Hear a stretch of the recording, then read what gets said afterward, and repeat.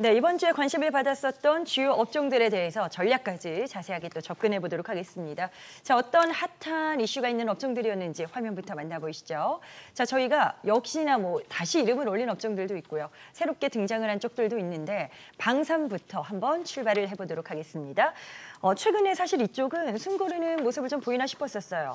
그러다가 중독 리스크 이슈가 있었고 고점이 어디냐라는 그런 부분을 다시 한번 여쭤봐야 될 것 같은데 김영구 대표님께 먼저 좀 가볼게요. 어떻습니까? 고점은 아직인 걸까요?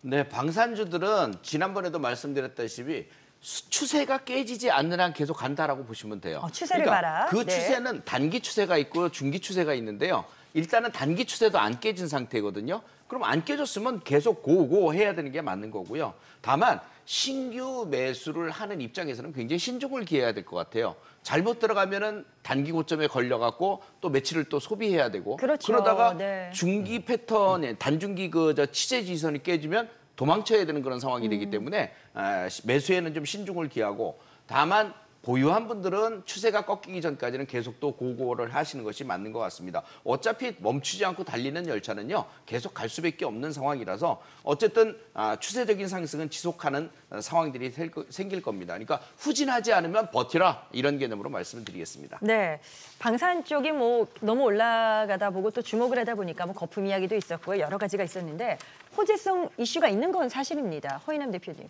실질적인 근거가 있는 상황에선 거품을 말하는 거는 이른가라는 의견도 있고요. 네네. 앞으로 미래에 대해서 어떻게 전망하세요? 네, 그 방산주만큼 지금 현재 국내 증시에서 이제 그 중장기 기준으로 해서 이제 우상향을 견고하게 유지하고 있는 섹터는 없다라고 볼 수가 있겠는데 이제 그만큼 이제 실적이라든가 이런 부분들이 견고하다고 보시면 되겠습니다.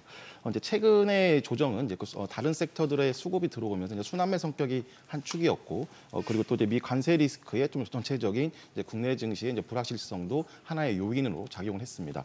하지만 다시 이번 주 전체적인 모멘텀을 이제 살려가면서 다시 좀 상승 랠리를 펼치고 있는데 내용을 살펴보면 이제 현대로템이 이제 K2 전차를 이제 전차에 대한 이제 폴란드 2차 수출 계약이 이제 임박했다는 이제 소식이 있었습니다. 네. K2 전차 180대를 이제 공급하는 계약을 이제 빠르면 이달 하순에 이제 체결이 예상이 되고 있습니다.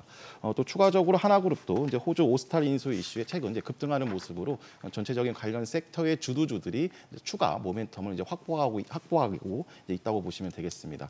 결국에는 앞서 맨 처음에 이제 말씀드린 것처럼 이제 수급과 그 다음에 이제 그 견고한 우상향 추세가 유지하고 있기 때문에 이제 오히려 좀 조정은 매수의 기회다라고 보시면 되겠습니다. 알겠습니다. 방산주는 워낙 궁금하신 분들이 많으실 것 같아서 저희가 먼저 좀 살펴봤고요. 자, 이번에는 중동 리스크 관련 이슈 체크해 보셔야죠. 이스라엘의 이란 공습으로 인해서 국제유가가 급등했습니다. 석유화학 쪽 그리고 해운 쪽의 주가가 반응을 했는데 동향을 좀 체크해 볼게요. 먼저 이동우 대표님께 해운 쪽 여쭤보겠습니다. 수혜주 운하가 막히면 해상 운임이 급등한다. 이게 이제 실질적으로 수혜가 될 것이냐, 해운사의 이익 개선이 될 것이냐라는 부분인데 가능성 있는 이야기라 보세요. 중장기적으로 이게 전면전까지 이어진다라면 가능성이 없지는 않습니다. 하지만 현재 국내 정부에서도 이제 확인한 바로는 그쪽의 동향들이 크게 나쁘지 않은 상태고 배들이 떠나 있는 상태에서 다시 돌리거나 이러진 않았고요. 그렇다는 얘기는 이제 이 모멘텀 자체가 길게 지속되는 부분들이 아니라 현재로서는 단기적인 테마성 주식에 조금 더 가깝다라고 보여집니다. 다만 네네. 이제 해운지나 이제 정유 화학주들은 이제 업황의 개선들은 분명히 조금씩 보여주고 있습니다. 특히나 해운주 같은 경우는 중국 쪽에 선박들에 대한 입항료를 매기게 되면서 미국 쪽에서 그러면 국내 쪽으로 이제 돌리는 해운 운임들이 조금 더 올라가게 되고요.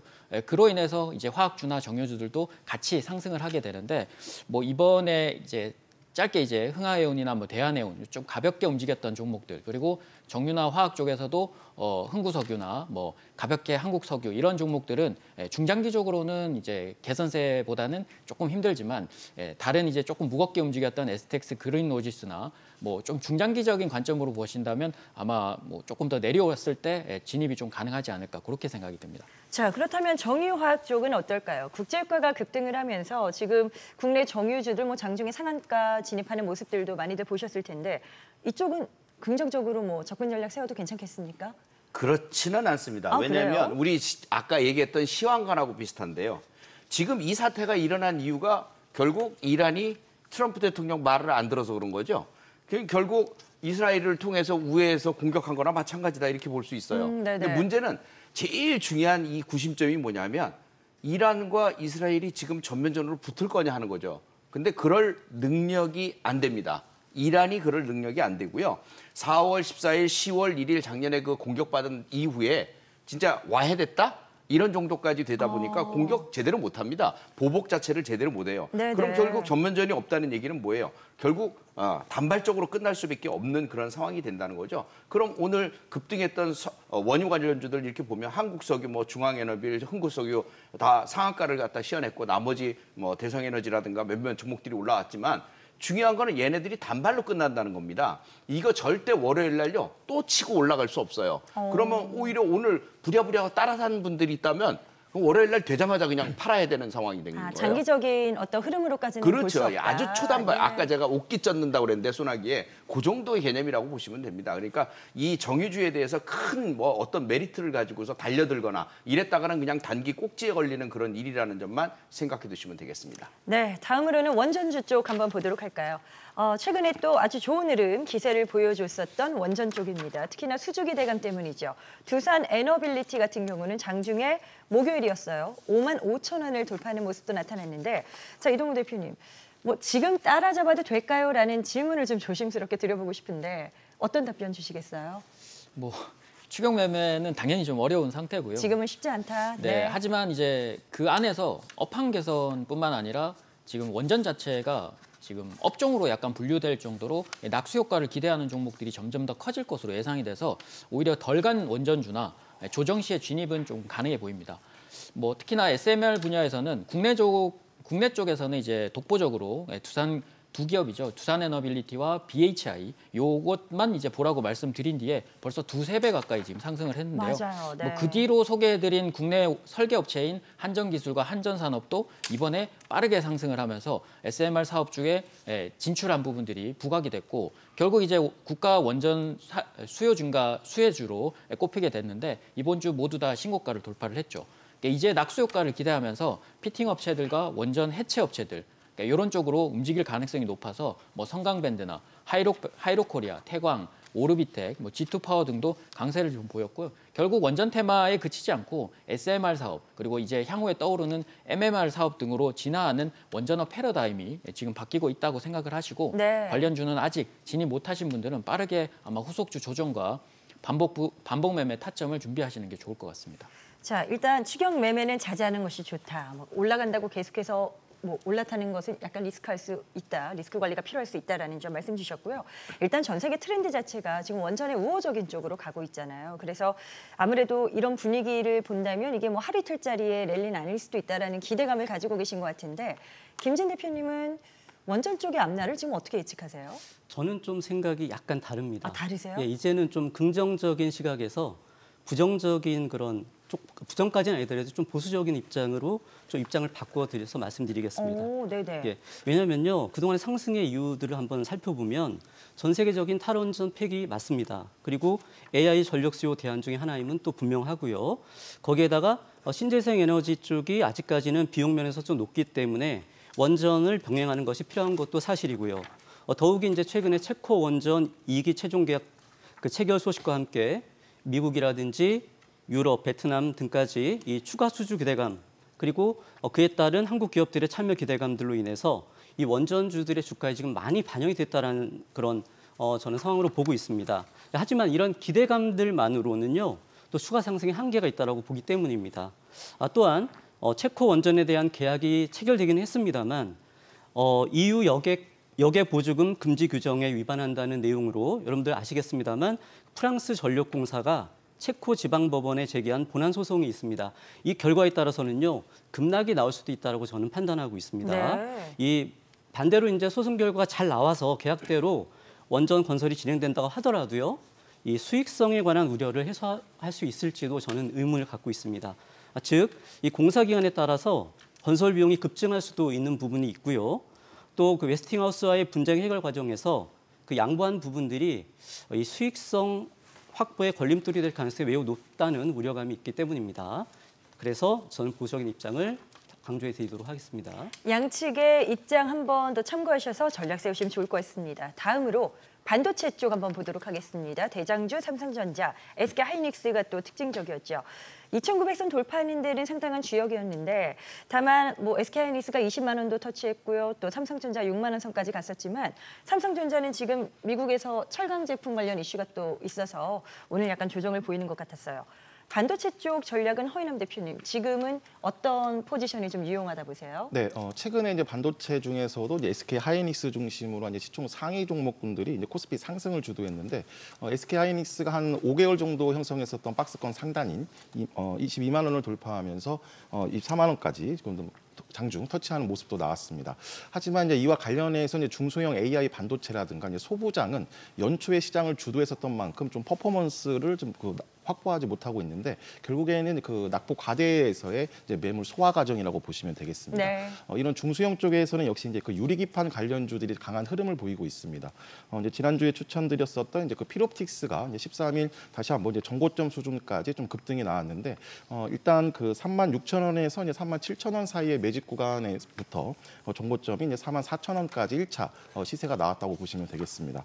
이번 중동 리스크로 한번 좀 더 눌림목을 주면은 4만 원 아래에서는 최근에 좀 기관이라든가 외국인 수급도 견고하기 때문에 필옵틱스를 다시 한번 비중을 확대하는 전략도 필요하겠습니다. 이전에도 말씀하셨었던 그런 또 관심 주셨죠. 자, 김영구 대표님, 앞서서 늘 방송을 통해서 비교하실 때 삼성전자보다는 SK하이닉스 쪽에서 투자 가치를 높게 보셨었죠. 네. 그런데 최근의 흐름을 보더라도 일단 그쪽이 더 견고한 것 같기도 합니다. 네, 맞습니다. 같은 시각 제가 유지하세요? 그랬잖아요. 가는 놈만 간다고. 네, 반도체라고 맞아요. 다 똑같이 가는 게 아니고 가는 놈만 간다. 달리는 말에 올라타야지 다른 거는 필요 없다. 그래서 삼성전자는 제가 웬만하면 사지 말아라. 사봐야 여러분들 고생만 한다. 이런 얘기를 많이 해드렸는데 그중에서도 제가 SK 그 하이닉스를 얘기하면서 SK 스퀘어를 얘기를 했거든요. SK 스퀘어는 이번에 영업이익이 4조 원대가 나올 거다. 지분법 차익에 따른 이런 영업이익이 나오니까 여러분들 반드시 사두라고 했습니다. 그 종목이 벌써 50% 넘는 수익률이 나오고 있죠. 네. 이런 식으로 달리는 말만 여러분들이 생각을 해줘야 됩니다. 반도체는 이제 그나마 요번에 반도체주들이 대장주들이 달려주고 나니까 조금 나머지 종목들이 좀 좋아졌어요. 그래서 하나씩 종목들이 좀 패턴을 만들어가고 있거든요.